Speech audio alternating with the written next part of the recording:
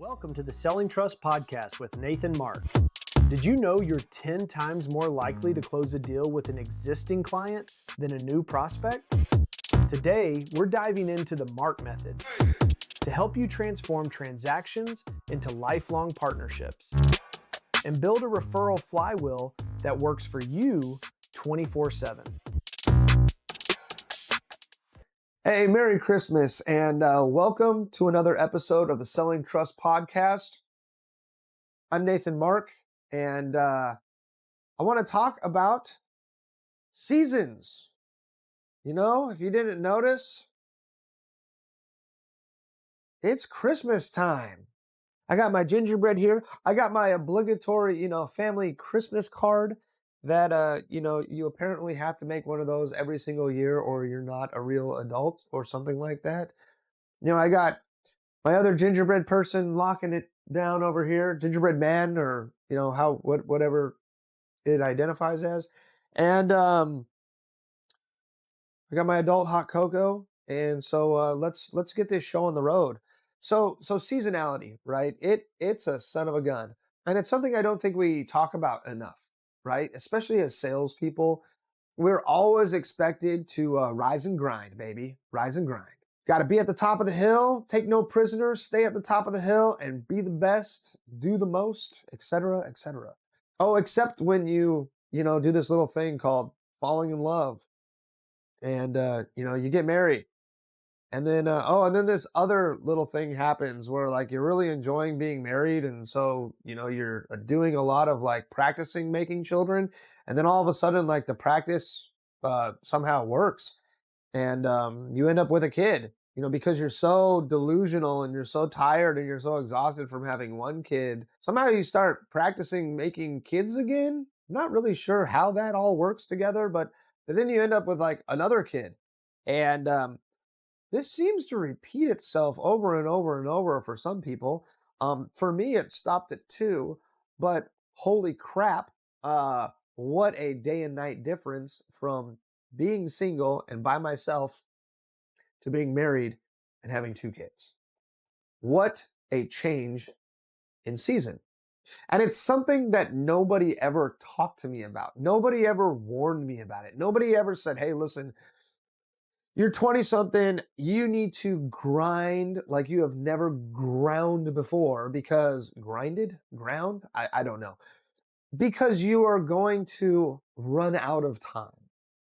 You're not going to be able to put the time in the same way that you can as a single person when your life starts changing. People alluded to it and people kind of like talked about it in a very nonchalant, ha ha ha sort of way. But no one ever really took the time to sit me down, look me straight in the eye and say, hey, listen, this shit is real and you need to be prepared for it. I think if someone had done that, I probably would have been more apt to have that same conversation with my wife, to figure out a game plan for when our season changed to, from us to us plus 1 to then us plus 2. So seasons change. And we got to be prepared for them. We have to be ready for them. So I think that there's 2 things that we really need to do, right? 2 things that I didn't do that I want people to be prepared for. And so that is, the first thing is, when your season is changing, raise your hand. Ask for help. Talk to people. Find a mentor. Look for someone who's gone through what you've gone through and ask the questions. Chances are they're going to give you all the answers and probably a lot of answers that you didn't want. On the flip side, when we're into our seasons or we're into later seasons in life and we've been through a lot of different seasons, we need to be on the lookout for people who need the help, right? We need to be the mentor. We need to be the person that can identify someone on our team going through something. Someone that just got married, someone that just had a kid. We should be talking to them about these things and we should be treating them in a way that says, hey, listen, I know what you're going through. You need to be aware of this stuff. I want to talk to you about it and I want to help you and support you and give you what I didn't have. And if you did have that in your, work life, oh my gosh, congratulations, and you should go give a very non-sexual appropriate kiss to whoever helped you through that situation, because they're a hero, honestly. So in the season of Christmas, I think we should talk about, one, raising your hand and being able to properly receive gifts, right? Being able to receive the gift of advice, being able to receive the gift of mentorship, um, and being able to ask, right? Being able to say, hey, listen, I need help.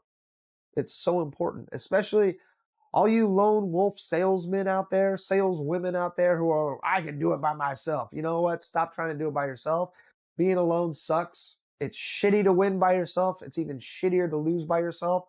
So you might as well make a tribe, find your people, and do it as a group, because winning as a team and losing as a team is infinitely easier than doing all that crap by yourself. Conversely, we need to be able to give the gift of mentorship. We need to be able to give the gift of grace when we're in a senior role and we have salespeople, junior salespeople who are going through stuff. We need to be able to identify changes and freely, have the courage and the vulnerability and, not be shy about saying, hey, listen, I know that, this, and this has changed in your life. I went through that too. I'm here to talk to you about it. Even if you don't want to, give me 5 minutes. I just need to say my piece because I wish someone would have done this for me when I was in your shoes. So I think if we can learn how to ask and receive gifts graciously, humbly, and if we can learn how to give gifts graciously, humbly, and without expectations, not only are we going to make our in-office working environment better, but the really beautiful thing of this is we are going to also open up opportunities with our clients. If you're asking for advice, it gives you an opportunity to connect with a client who might be older than you, who's experienced something before, and you guys can make a bond or a relationship over that.